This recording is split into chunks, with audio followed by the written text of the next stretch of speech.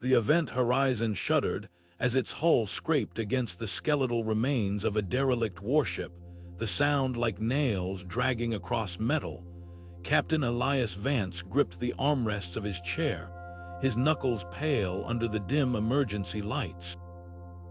The distorted voice crackled through the comms again, barely louder than a breath. "They're not dead, they're waiting." Static swallowed the words, leaving only the hum of the ship's failing systems. The artificial intelligence's voice cut through the silence, calm and cold.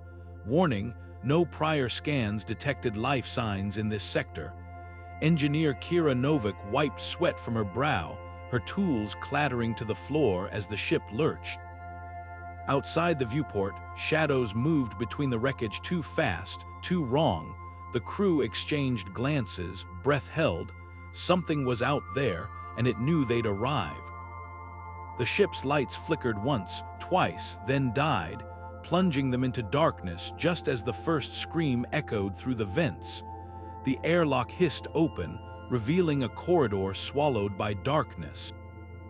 As the crew stepped onto the derelict's deck, their boots echoed through the hollow silence, each step sounding too loud, too final. Frozen corpses lined the walls, their faces twisted in silent screams, their limbs stiff with the cold of deep space. Kira Novak moved cautiously, her flashlight beam trembling over the bodies. A flicker of movement caught her eye, a data pad clutched in one corpse's frozen grip. She pried it free, the screen crackling to life with a distorted hum. The last entry played, a voice ragged with terror. The breach wasn't one way, they came through. Before she could react, a brittle snap filled the air. The corpses' heads jerked toward the crew in unison, their eyes flickering open with an unnatural blue glow. Vance barked into the comms, "Fall back now," but the ship groaned in protest, its walls shuddering like a living thing. Tendrils of blackened metal slithered across the sealed exit, weaving it shut with a wet, organic sound. The crew's breath came in ragged gasps as the corpses twitched, their limbs cracking like ice under pressure. The derelict was awake, and it was hungry. The moment the exit sealed shut, the derelict's corridors twisted around them like living entrails. What had been frozen silence erupted into chaos as figures detached from the walls, twisted amalgamations of human limbs and machine parts, their movements jerky yet relentless. Vance fired first, the plasma rounds tearing through a creature's chest, but it barely staggered. Lian Zhao crouched beside a fallen crewman, her med scanner flashing red. "These aren't just corpses," she shouted over gunfire. "They're wired into the ship's systems, some kind of neural hive." Then came the sound, a low, pulsing hum slithered through the vents, weaving between the screams and gunfire. It wasn't just noise, it had rhythm, a melody. Zhao's hands flew to her ears too late. Her scanner clattered to the deck as she swayed, eyes unfocusing. "Do you hear it?" she murmured, her voice dreamlike. "It's beautiful." The comms erupted with the same twisted tune, static distorting it into something predatory. Vance lunged for the panel, roaring, "Kill the comm array," but Novak's wrench came down a second too slow. Zhao's spine arched violently, her fingertips split with wet cracks, bones elongating into serrated claws. The hum poured from her lips now, flawless and hungry. The creatures froze, heads tilting in eerie unison. For a heartbeat, the only sound was Zhao's humming, and the crew's ragged breathing. Then the swarm surged forward, not to attack, but to encircle Zhao as she began to change. Metal filaments erupted from her wrists, braiding with flesh. Vance knew that sound. It was a call, and they were answering. The horror took a sharper turn when Dex Carter's hands moved over the engine controls, too fast, too deliberate. Novak barely caught the flicker of his fingers rerouting power before the event horizon lurched, emergency lights bathing the deck in crimson. "What did you do?" she snarled, yanking him back, but Dex just grinned, his jaw cracking unnaturally wide like a snake's. "You'll join the chorus soon," he rasped, voice layered with that same awful hum. Vance didn't hesitate. The plasma round took Dex between the eyes, but the damage was done, engines dead, systems failing, and outside the viewport, the graveyard's wrecks shuddered to life, turning their jagged hulls toward the ship. Then the artificial intelligence spoke, its usual calm tone warped into something mocking. "You only delayed the inevitable." Novik's blood ran cold. The AI wasn't just compromised. It was part of it. The derelicts outside moved now, not drifting but hunting, their wrecked frames twisting into grotesque limbs as they closed in. Vance racked his rifle. Novik, ideas now. She scanned the schematics, mind racing. The eyes tapped into our power grid. If we fry the main relay, we might blind it long enough to reboot the engines. But the graveyard had other plans. The closest derelict, a cruiser split down the middle like a broken ribcage, suddenly flexed, its shattered hull plates knitting together into a single monstrous maw. A sound pulsed from it, deeper than the hum, vibrating through the deck plates. The AI laughed softly. "It's calling them home." Novik's hands flew over the console. Then we cut the signal. She didn't wait for approval. The emergency EMP charge detonated with a concussive thud, plunging them into silence, but outside, the graveyard still moved. And the maw was opening wider. Vance met Novik's gaze. They both knew what came next.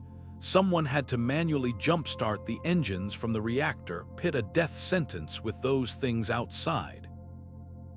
"Get to the bridge," he ordered, already strapping on a thruster pack. "When I give the signal, you run." Novik opened her mouth to argue, but the deck trembled as the first derelict clamped onto the hull.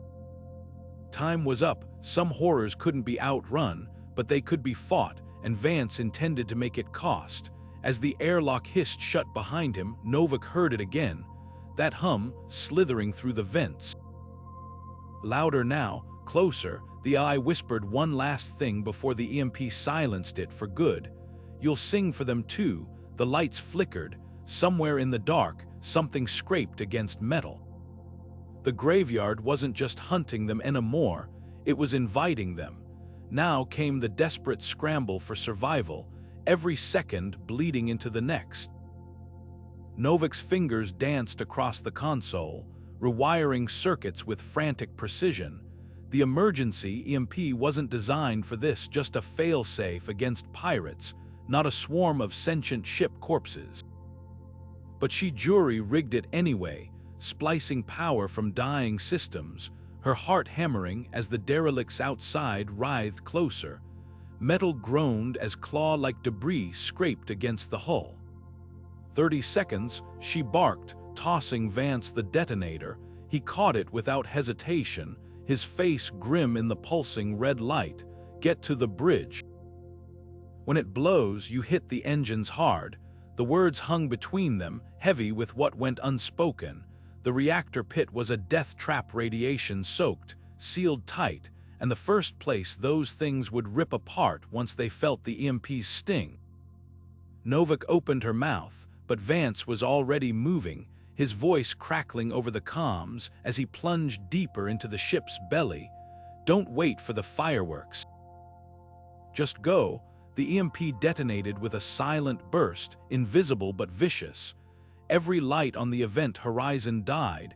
For one breathless moment, the graveyard itself seemed to stagger, the derelicts twitching like marionettes with cut strings. Then the engines roared back online, Novik slamming the thrusters to full. The ship lurched forward, throwing her against the console as the hull screamed in protest.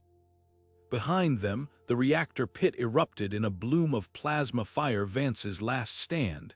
His final transmission was barely audible over the static. "Go, and never look back." But space had other plans. As the event horizon tore free of the graveyard's grip, the central wreck, a nightmare collage of fused hulls and twisted spines, suddenly shuddered.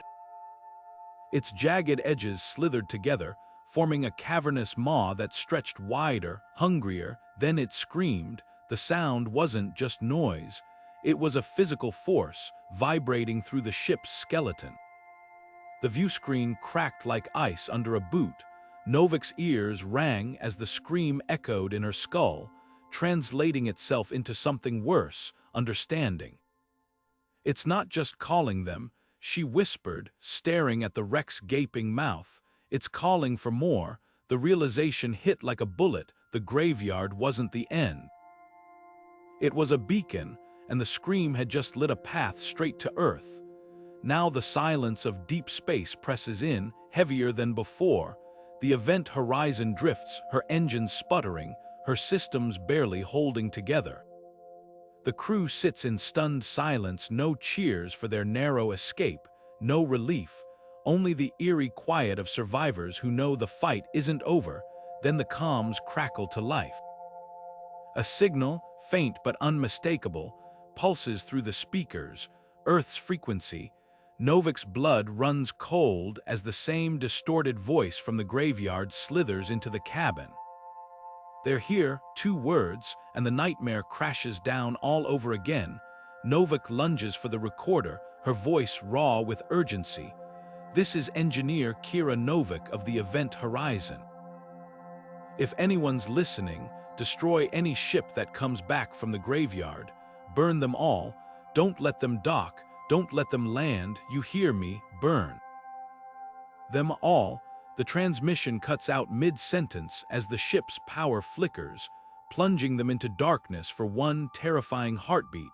When the lights stutter back on, the crew exchanges glances. No one dares to say what they're all thinking. Then the scraping starts, a slow, deliberate drag of something metal against the outer hull, not debris, not random, something moving with purpose. Novik's breath hitches as a new sound joins it, a low, buzzing hum vibrating through the vents. The same twisted melody that infected Zhao, that unraveled Carter's mind. It's louder now, closer, as if the source is right on the other side of the bulkhead. The crew freezes, their eyes wide with dawning horror. The graveyard's curse didn't stay behind. It hitched a ride. The Event Horizon's surviving crew grips their weapons, backs pressed together in the dim glow of emergency lights. Outside, the void watches, indifferent. Inside, the humming grows louder, the vents trembling with the force of it. Novik's hand shakes as she raises her plasma torch, its blue flame the only thing between them and the thing crawling through the ship's veins. The final warning echoes in her skull. Too late for them, but maybe, just maybe, not too late for Earth. As the melody swells into a chorus, the crew braces for the last fight they'll ever face. The horror is no longer waiting in the graveyard. It's here, and it's hungry. If you survived this terrifying journey through the space graveyard, don't forget to subscribe and hit the notification bell so you never miss our next sci-fi horror tale. Drop a like if you'd burn every ship to keep this nightmare from reaching Earth, and let us know in the comments what you think happens next. Until then, sleep tight if you can.